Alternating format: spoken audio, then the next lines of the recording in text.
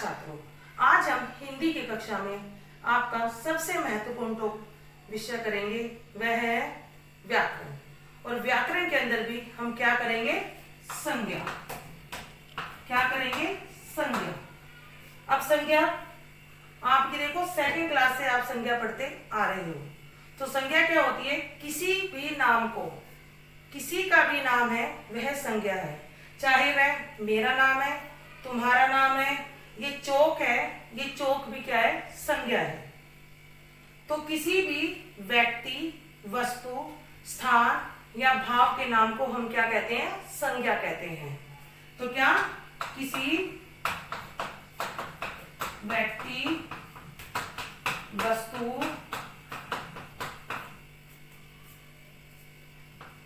स्थान या भाव के नाम को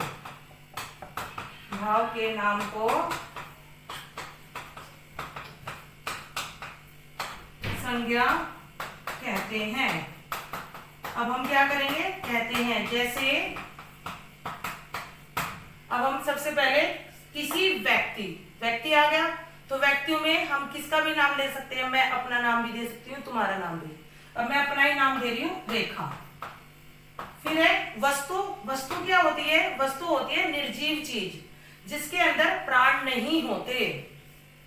जिसके अंदर प्राण नहीं होते। जैसे ये चौक है, जो ये चौक है ना, ये भी क्या है? वस्तु है। जो ये श्याम पट आपको दिखाई दे रहा है, यह भी क्या? वस्तु है। तो हमने लिख दिया चौक। फिर है स्थान। स्थान क्या होती है? जगह। तुम कहाँ रहते हो? अलीपुर में। तो जैसे मैंने लिख दिया स्थान अलीपुर। फिर है या भाव के नाम को। भाव क्या होते हैं? फीलिंग, जिन्हें हम दिखा नहीं सकते। जैसे आपने मिठाई खाई और आपको कैसा मिठास महसूस हो रही है, लेकिन आप मिठास को दिखा सकते हो? नहीं। तो मिठास क्या हो गया? वो हो गया भाव। तो अब ये आपकी क्या बन गई है? संज्ञा की परिभाषा। किसी व्यक्ति, वस्तु, स्थान या भाव के नाम को संज्ञा कहते हैं। ठीक है? तो किसी व्यक्ति, वस्तु, स्थान या भाव के नाम को क्या कहते हैं? संज्ञा कहते हैं। जैसे व्यक्ति में कोई भी नाम आ सकता है, कोई भी प्राणी। प्राणी का मतलब है जिसके अंदर प्राण है। ठीक है? प्राणी में कोई भी पक्षी भी आ सकता है। अगर मैं इसकी जगह मोर लिखूंगी तो मोर भी सही है, क्योंकि उसके अंदर भी प्राण होते हैं। वस्तु में निर्जीव चीजें होती है, जो ग्रो नहीं करती, जो बढ़ती नहीं। अब ये चौक है, इसे आप 10 साल भी रख लोगे, ये ऐसा ही रहेगा। तो ये क्या है? वस्तु। स्थान क्या होती है? जगह। कोई भी जगह, वह क्या है? वो स्थान के अंदर आती है। फिर है भाव। भाव होते हैं फीलिंग, जैसे मिठास, कड़वाहट, ऐसे आदि। और इसमें एक और क्या आता है? अवस्था। अवस्था क्या होती है? जैसे बचपन, बुढ़ापा, जवानी, ये सारी क्या होती है? ये सारी अवस्थाएं जो होती है, ये भी भाव के अंदर आती है। मान लो मैं किसी को बोलूंगी कि अपना बुढ़ापा दिखाओ, क्या वह बुढ़ापा दिखा सकता है? नहीं। तो वह क्या है? भाव। तो अब हमने संज्ञा की परिभाषा जानी। किसी व्यक्ति, वस्तु, स्थान या भाव के नाम को संज्ञा कहते हैं। फिर हम आएंगे संज्ञा के भेद। संज्ञा के भेद। संज्ञा के जो भेद होते हैं, मुख्य रूप से होते हैं 3। पहला है व्यक्तिवाचक। व्यक्तिवाचक। व्यक्तिवाचक में कोई किसी भी व्यक्ति का नाम, चाहे इसमें मेरा नाम है, चाहे राम का नाम है, चाहे इसमें श्याम का नाम है, तो किसी का भी नाम हो, जिसे इंग्लिश में बोलते हैं प्रॉपर नाउन। ठीक है? फिर है दूसरा है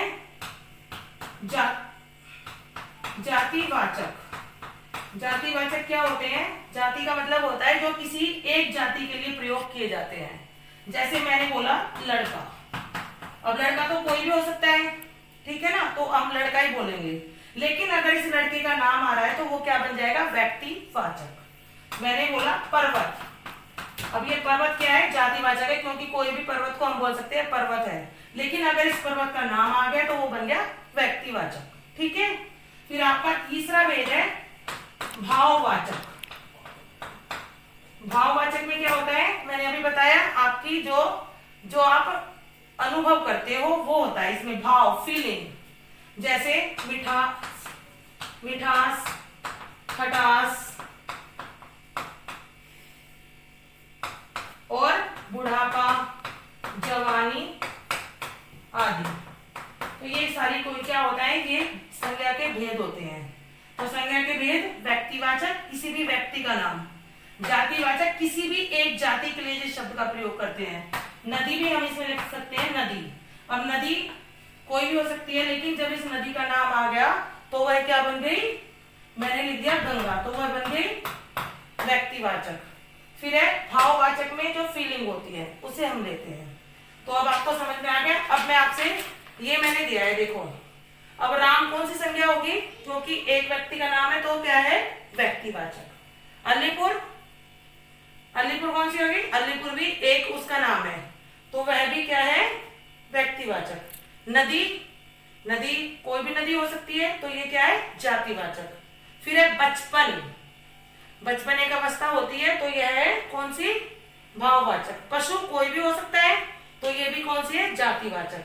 पर्वत कोई भी हो सकता है, जातिवाचक। भारत, भारत तो एक ही है ना, तो भारत कौन सा है, व्यक्तिवाचक। फिर बुढ़ापा अवस्था है तो भाववाचक। राधा एक व्यक्ति का, एक लड़की का नाम है तो वो कौन सी संज्ञा है, वो है व्यक्तिवाचक। देश तो कोई भी देश हो सकता है, जैसे हमने भारत लिख लिया, पाकिस्तान लिख लिया तो वह क्या है, जातिवाचक। तो अब इसमें अब आपको समझ में आ गया, राम व्यक्तिवाचक, अलीपुर व्यक्तिवाचक, नदी जातिवाचक, बचपन भाववाचक, पशु जातिवाचक, पर्वत भी जातिवाचक, भारत, और ये सारे क्या है वो। तो अब आपको समझ में आ गया। अब हम आपसे कल मिलेंगे।